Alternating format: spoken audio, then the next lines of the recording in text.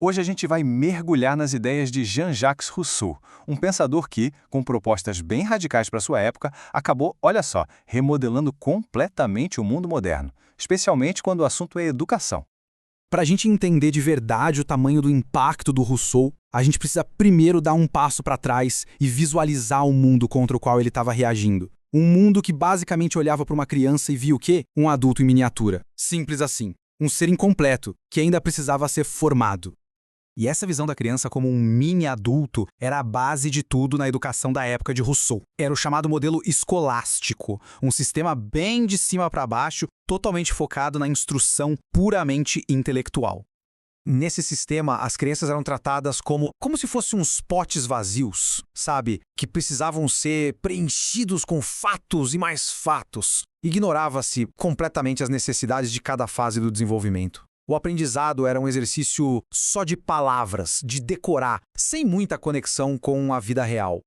A crítica que Rousseau fez a esse sistema foi mas tão poderosa, que ele se tornou uma figura super controversa e, como quase sempre acontece com ideias muito revolucionárias, as dele acabaram sendo simplificadas, virando umas caricaturas que, olha, existem até hoje.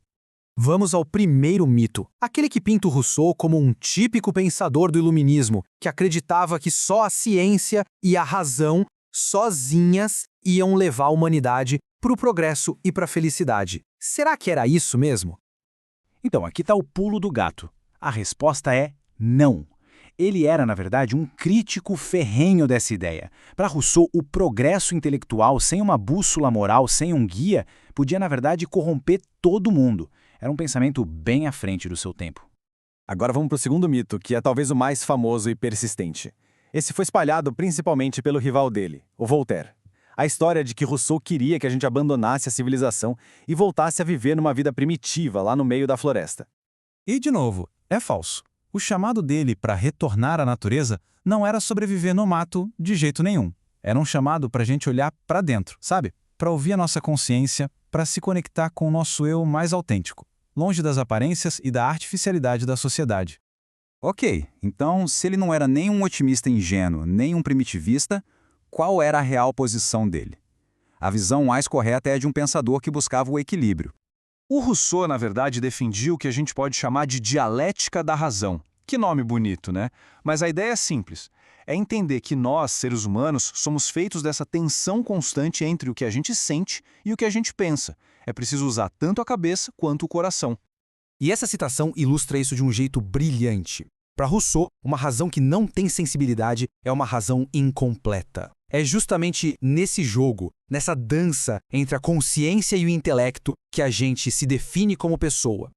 E foi essa filosofia super profunda do equilíbrio entre razão e sentimento que virou a base para o plano revolucionário de educação que ele apresentou na sua grande obra, o livro Emílio. Mas calma lá.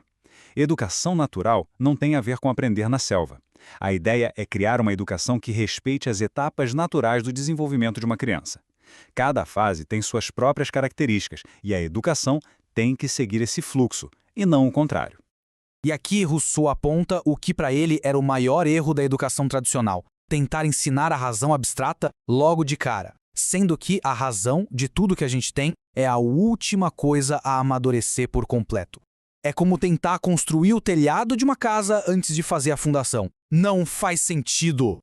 Por isso o método dele inverte essa lógica completamente. Primeiro, fortalecer o corpo da criança. Depois, aguçar os sentidos através da experiência direta, do toque, do cheiro, da visão, o que ele chamava de educação pelas coisas. E só depois de tudo isso, a mente estaria finalmente pronta para desenvolver a razão.